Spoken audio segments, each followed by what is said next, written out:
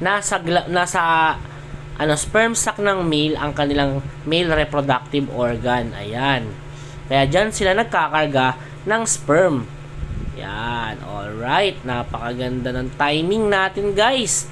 Para mas maintindihan at bakit ganon? Bakit ganyan? Wala nang ganon. Ito, nakita na natin ang mas malapit na kung paano siya magkarga ng sperm sa kanyang sperm sac. Ayan, ang ating male Araneus ventricosus, guys.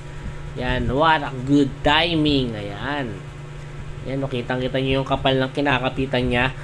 Yan, ginawa niya yan. At konektado yung liquid na yon dun sa kanyang puwetan, no? Kung mapapansin nyo.